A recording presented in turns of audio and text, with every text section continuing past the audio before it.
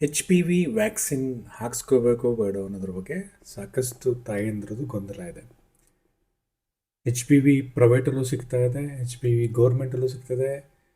HPV ಗೌರ್ಮೆಂಟಲ್ಲಿ ಸಿಗೋದು 14 ವರ್ಷದ ಮಕ್ಕಳಿಗೆ ಮಾತ್ರ, ದೊಡ್ಡವರಿಗೆ ಪ್ರೈವೇಟಲ್ಲೇ ಹಾಕ್ಸ್ಬೇಕಾಗತ್ತೆ. ಈ ಥರದ್ದೆಲ್ಲ ಹಲವಾರು ಗೊಂದಲಗಳು ಬೇರೆ. ಏನಿದು HPV ಅಂತ ಹೇಳಿದ್ರೆ ಹ್ಯೂಮನ್ ಪ್ಯಾಪಿಲೋಮಾ ವೈರಸ್. ಇದೊಂದು ರೀತಿಯ ವೈರಾಣು. ಈ ವೈರಾಣು ಸಾಮಾನ್ಯವಾಗಿ ಒಂದು 100 ಜನದಲ್ಲಿ 15ರಿಂದ 20 ಜನಕ್ಕೆ ಕಾಣಿಸ್ಕೊಳುವಂಥದ್ದು.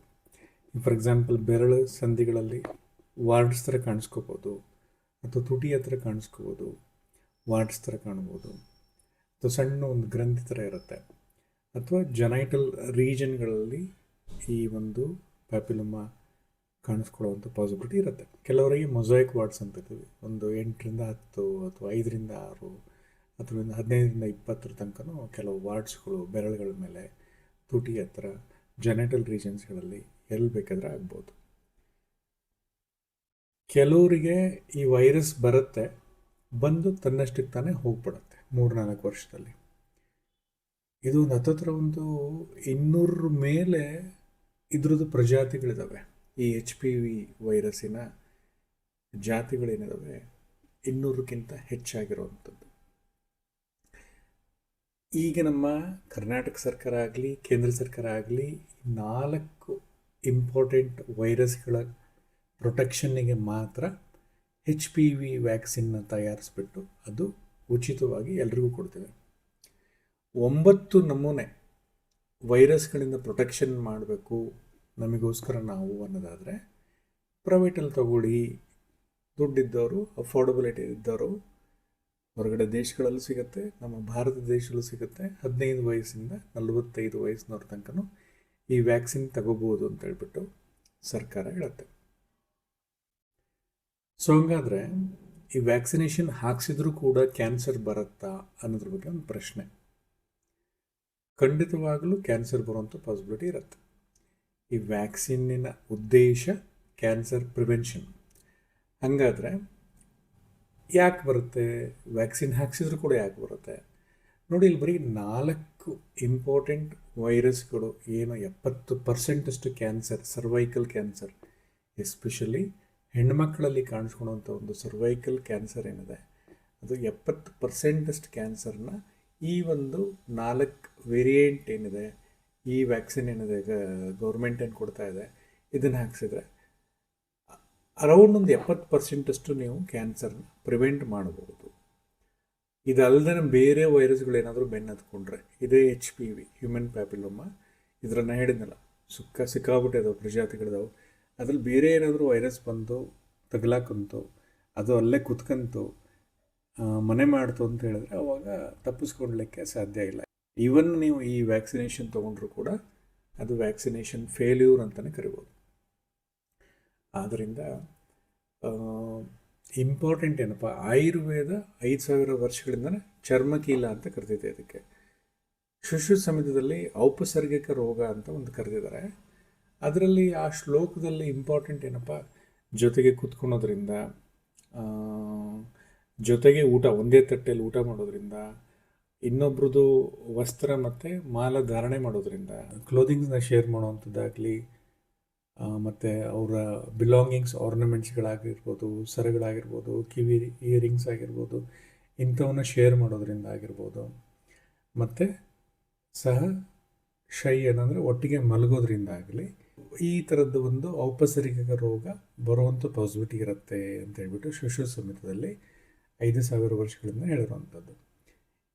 ಈಗಿನ ವಿಜ್ಞಾನ ಕೂಡ ಅದನ್ನೇ ಹೇಳುವಂಥದ್ದು. ಈಗಿನ ಸೈಂಟಿಸ್ಟ್ಗಳು ಇದು ಬರೀ ಸೆಕ್ಷುಯಲ್ ಕಾಂಟ್ಯಾಕ್ಟ್ ಮಾತ್ರ ಅಲ್ಲ, ಯಾರು ಸೆಕ್ಷುಯಲ್ ಕಾಂಟ್ಯಾಕ್ಟ್ ಆ್ಯಕ್ಟಿವ್ ಆಗಿರ್ತಾರೆ ಅಂಥವ್ರಿಗೆ ಸ್ವಲ್ಪ ರಿಸ್ಕ್ ಜಾಸ್ತಿ. ಆದರೆ ಸೆಕ್ಷುಯಲಿ ಕಾಂಟ್ಯಾಕ್ಟ್ ಇಲ್ದವ್ರು ಕೂಡ ಬರೀ ಮುಟ್ಟೋದ್ರಿಂದ, ಫಿಸಿಕಲ್ ಟಚ್ಚಿಂದ ಕೂಡ ಬರುವಂಥ ಪಾಸಿಬಿಲಿಟಿ ಇದೆ ಅಂತ ಹೇಳ್ಬಿಟ್ಟು ಈಗಿನ ವಿಜ್ಞಾನ ಹೇಳ್ತಾ ಇದೆ. ಸೊ ಹಂಗಾದರೆ ಔಟ್ಕಮ್ ಏನಿದ್ರದ್ದು? So prevention is better than cure. ನೀವು ಎಷ್ಟು ಹುಷಾರಾಗಿರ್ತೀರ, ನೀವೆಷ್ಟು ಬ್ರಹ್ಮಚರ್ಯನ ಕಾಪಾಡ್ಕೊತೀರ, ನೀವೆಷ್ಟು ಸ್ವಚ್ಛವಾಗಿರ್ತೀರಿ, ಈ ಥರದ್ದು ವೈರಸ್ಗಳು ಇವತ್ತು ಎಚ್ ಪಿ ವಿ ಇದೆ, ಇನ್ನೊಂದು ಯಾವುದೋ ಮುಂದೆ ಯಾವುದೋ ಒಂದು ವೈರಸ್ ಬರ್ಬೋದು. ಈ ಥರ ನೂರಾರು ವೈರಾಣುಗಳನ್ನ ಪ್ರೊಟೆಕ್ಷನ್ ಮಾಡಲಿಕ್ಕೆ ಫಸ್ಟು ನಿಮಗೆ ನೀವು ಕ್ಲೀನ್ ಇರಬೇಕು, ಸ್ವಚ್ಛವಾಗಿರಬೇಕು, ಹುಷಾರಾಗಿರಬೇಕು. So always prevention is must. ಆದ್ದರಿಂದ ಎಚ್ ಪಿ ವಿ ವ್ಯಾಕ್ಸಿನ್ ಖಂಡಿತವಾಗ್ಲೂ ಪ್ರಿವೆಂಟ್ ಮಾಡುತ್ತೆ ಕ್ಯಾನ್ಸರ್ನ. ಇದು ನಿಮ್ಮ ಮನೇಲಿ ಕೂತ್ಕೊಂಡು ನೀವುಗಳು ಚರ್ಚೆ ಮಾಡಿ, ಡಿಸ್ಕಷನ್ ಮಾಡಿ ಏನು ಹಾಕಿಸ್ಬೇಕು ಬಿಡಬೇಕು ಅನ್ನೋದ್ರ ಬಗ್ಗೆ. ಹಾಕ್ಸಿದ್ರೆ ಸೈಡ್ ಎಫೆಕ್ಟ್ ಇದೆಯಾ ಅಂತ ನಾನು ಸಾಕಷ್ಟು ಈ ವ್ಯಾಕ್ಸಿನೇಷನ್ ಬಗ್ಗೆ ಸ್ಟಡಿ ಮಾಡಿದ್ದೀನಿ. ಖಂಡಿತವಾಗ್ಲೂ ಸೈಡ್ ಎಫೆಕ್ಟ್ ಇಲ್ಲ, ಬಟ್ ವ್ಯಾಕ್ಸಿನೇಷನ್ ಫೇಲ್ಯೂರ್ ಬಗ್ಗೆ ಸ್ಟಡೀಸ್ಗಳಿದ್ದಾವೆ. ಸೊ ಉಚಿತವಾಗಿ ಸಿಗ್ತದೆ ಸರ್ಕಾರದಿಂದ. ನೀವು ಯೋಚನೆ ಮಾಡಿ ಹಾಕಿಸ್ಬೇಕು ಬಿಡಬೇಕು ಅನ್ನೋದ್ರ ಬಗ್ಗೆ. ಯಾರಾಗಲಿ ಎಕ್ಸ್ಪೋಸ್ ಆಗಿಬಿಟ್ಟಿರ್ತೀರ, ಸೆಕ್ಷುವಲಿ ಎಕ್ಸ್ಪೋಸ್ ಆಗಿಬಿಟ್ಟಿರ್ತೀರ, ಅಂಥವ್ರಿಗೆ ಈ ವ್ಯಾಕ್ಸಿನೇಷನ್ ಅಷ್ಟು ಕೆಲಸ ಮಾಡೋದಿಲ್ಲ. ಯಾಕಂತ ಹೇಳಿದ್ರೆ ಯಾರಿಗೆ ಗೊತ್ತು, ಎಚ್ ಪಿ ವಿ ಒಂದು ಸಲ ಒಳಗಡೆ ಬಂದು ಹೊರಗಡೆ ಹೋಗಿರ್ಬೋದು, ನಿಮ್ಮ ಶರೀರದಲ್ಲಿ ಎಂಟ್ರಿ ಆಗಿ ಹೊರಗಡೆ ಹೋಗಿರ್ಬೋದು. ಆದ್ದರಿಂದ ಕಂಪ್ಲೀಟ್ ಪ್ರಿವೆನ್ಷನ್ ಆಗಬೇಕು ಅನ್ನೋದಾದರೆ ಇದು 14ನೇ ವಯಸ್ಸಿಗೆ ಕೊಡಬೇಕು. ಯಾಕಂದರೆ they are not sexually active till that age ಅಂತ ಹೇಳ್ಬಿಟ್ಟು ವಿಜ್ಞಾನಿಗಳು ಗಮನಿಸಿರೋವಂಥದ್ದು. ಹೊರಗಡೆ ದೇಶಗಳೆಲ್ಲ ಸಿಕ್ಕಾಬಿಟ್ಟೆ ಸೆಕ್ಷುವಲಿ ಆ್ಯಕ್ಟಿವ್ ಆಗಿರ್ತಿದ್ರು. ಈಗೆಲ್ಲ ಮೊಬೈಲು, ಸೋಷಿಯಲ್ ಮೀಡಿಯಾಗಳು ಬಂದ ಮೇಲಿಂದ ನಮ್ಮ ಭಾರತೀಯರ ಮೇಲೆ ನಮಗೆ ಡೌಟ್ಗಳು ಶುರುವಾಗಿದೆ. ಇಲ್ಲೂ ಬಹುಶಃ ಆ ಥರ ಒಂದು ಸೆಕ್ಷುವಲಿ ಆ್ಯಕ್ಟಿವ್ ಆಗಿ ಹುಡುಗರು ಹುಡುಗಿಯರು ಇರ್ಬೋದು. ಆದ್ದರಿಂದ ಆ ಥರದ ಒಂದು ತೀರಾ ಮಿತಿಮೀರದ ಭಯ ನಿಮಗೇನಾದರೂ ಇದ್ದರೆ ಕಂಡು ಬಂದಲ್ಲಿ, ಸೊ ನಿಮ್ಮ ಡಾಕ್ಟ್ರ್ ಹತ್ರ ಮುಕ್ತವಾಗಿ ಮಾತಾಡಿ, ನಿಮ್ಮ ಫ್ಯಾಮಿಲಿ ಮೆಂಬರ್ಸ್ ಹೇಳಿದ್ರೆ ಮುಕ್ತವಾಗಿ ಮಾತಾಡಿ ಯೋಚನೆ ಮಾಡಿ ಎಚ್ ಪಿ ವಿ ಕೊಡಿಸೋದ್ರ ಬಗ್ಗೆ. ಈ ಎಚ್ ಪಿ ವಿ ಕೊಡಿಸೋದ್ರಿಂದ ಬೇರೆ ಏನಾದರೂ ಲಾಭ ಇದೆಯಾ? ಅದೇ ಈಗ ವಾರ್ಡ್ಸ್ ಬರುತ್ತಪ್ಪ, ಎಲ್ಲೋ ಅಸಹ್ಯ ಬೆರಳುಗಳ ಮೇಲೆ ಬೆರಳು ಸುತ್ತಲೂ ನಿಮಗೆ ನರಗುಳಿ ಥರ ಅಸಹ್ಯ ಕಾಣಿಸ್ಕೊಳೋಂಥ ಒಂದು ಚರ್ಮಕೀಲ ಅಂತ ಏನು ಕರಿತೀವಿ, ಇರುವುದಿಲ್ಲ, ಅದು ಬರಬಾರ್ದು.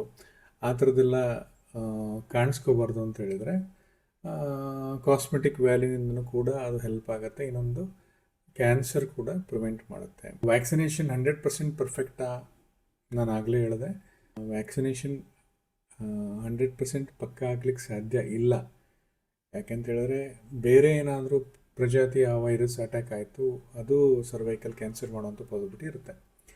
ಆದ್ದರಿಂದ ನಿಮ್ಮ ವಿವೇಕಕ್ಕೆ, ನಿಮ್ಮ ಬುದ್ಧಿವಂತಿಕೆಗೆ ಬಿಟ್ಟಿರುವಂಥದ್ದು ವ್ಯಾಕ್ಸಿನೇಷನ್ ಹಾಕ್ಸೋದು ಬಿಡುವಂಥದ್ದು. ಈ ಥರದ್ದು ನೂರಾರು ವೈರಸ್ಗಳು ಬರುತ್ತೆ, ನೂರಾರು ವ್ಯಾಕ್ಸಿನೇಷನ್ಸ್ಗಳು ಕೂಡ ಬರುತ್ತೆ. ಆಯುರ್ವೇದ ಹೇಳೋ ಪ್ರಕಾರ ಕೆಲವೊಂದೆಲ್ಲ ಜೀವನ ಶೈಲಿ ನಾವು ಅಡಾಪ್ಟ್ ಮಾಡ್ಕೊಂಡು ನಮ್ಮ ಲೈಫಲ್ಲಿ ಅಂತ ಹೇಳಿದ್ರೆ ಇವುಗಳಿಂದ ಸ್ವಲ್ಪ ನಾವು ಪ್ರೊಟೆಕ್ಟ್ ಮಾಡ್ಕೋಬೋದು ನಮ್ಮ ಬಾಡಿನ ಅಂತೇಳಿ. ಅದರಿಂದ ಹೆದರಬೇಡಿ, ಹೆದರಿದ್ರೆ ಏನೂ ಪ್ರಯೋಜನ ಇಲ್ಲ. ನೋಡಿ, ಡಿಸ್ಕಷನ್ ಮಾಡಿ, ಪ್ರೋಸ್ ಆ್ಯಂಡ್ ಕಾನ್ಸ್ ಎರಡೂ ಯೋಚನೆ ಮಾಡಿ. ಸೊ ಎಲ್ಲಿ ನಿಮಗೆ ತೂಕ ಜಾಸ್ತಿ ಸಿಗುತ್ತೆ ಅಲ್ಲಿ ಮುಂದುವರಿರಿ. ಆಮೇಲೆ ಆಯುರ್ವೇದ ಇನ್ನೊಂದು ಹೇಳುತ್ತೆ, ಎಲ್ಲಿ ಬ್ಲೈಂಡಾಗಿ ಜಾಸ್ತಿ ಜನ ಅಕ್ಸೆಪ್ಟೆನ್ಸಿ ಕೊಟ್ಟಿದ್ದಾರೆ ಅದಕ್ಕೆ ನಾವು ಕೂಡ ಕಣ್ಣು ಮುಚ್ಕೊಂಡು ಅಕ್ಸೆಪ್ಟ್ ಮಾಡಿಬಿಡ್ಬೇಕು ಅಂತೇಳಿ. ಹಿಂದೆ ಮುಂದೆ ನೋಡಬಾರ್ದು, ಏನಾಗುತ್ತೋ ಏನು ಬಿಡುತ್ತೋ. ಒಳ್ಳೆ ಕೆಲಸ ಆಗ್ತಾ ಇದೆ, ಒಳ್ಳೆ ಕೆಲಸ ಮಾಡ್ತಿದ್ದಾರೆ, ಇದಕ್ಕೆ ನೀವು ಪ್ರೋತ್ಸಾಹ ಕೊಡಿ, ನಾವು ಪ್ರೋತ್ಸಾಹ ಕೊಡೋಣ. ಒಳ್ಳೆಯದಾಗಲಿ ಅಂತ ಹೇಳ್ತಿರ್ಬೇಕಾರೆ ಸರ್ಕಾರ ಒಳ್ಳೆಯದಾಗೇ ಆಗತ್ತೆ.